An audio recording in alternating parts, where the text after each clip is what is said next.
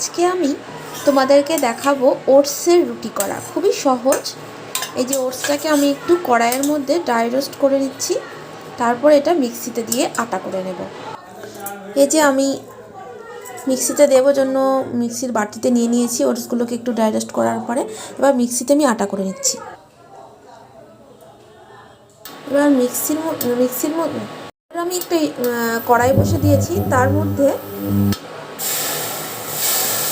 একটু জল দিয়ে দেব, তার মধ্যে একটু লবণ দিয়ে দেব, তার মধ্যে একটু ঘি দিয়ে দেবো। তাহলে না খুব সুন্দর হবে বেশ মাখাটা, যে ঘিটা গলে যাবে। এর মধ্যে আমি এই ওটসের আটাটা এর মধ্যে দিয়ে দেব। যে দেখো ওটসের আটাটা কত সুন্দর, কত মিহি হয়েছে। এইভাবে করলে পারে এই যে কত সুন্দর মিহি হয়েছে, দারুণ হবে কিন্তু। এবার আমি এই জলের মধ্যে এই আটাগুলোকে ছেড়ে দিয়ে এমন করে নাড়ব।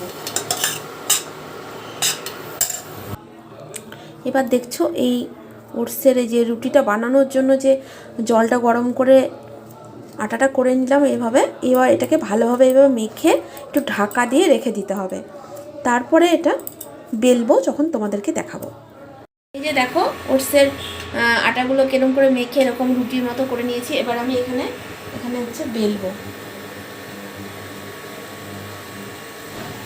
দেখো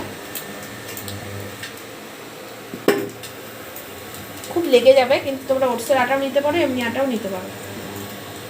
এইরকম হয়ে যাবে।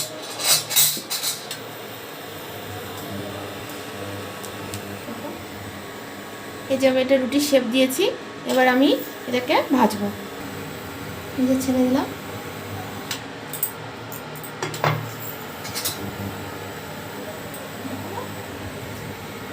এই দেখো ফুলে উঠছে রুটিটা।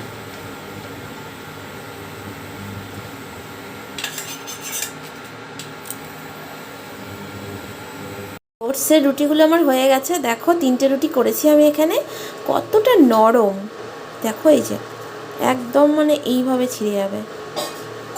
সেই খেতে কিন্তু খুবই নরম হয়। তোমরাও কিন্তু বাড়িতে এইভাবে বানিয়ে খেতে পারো, দেখবে এইরকম একদম হবে, দারুণ হবে।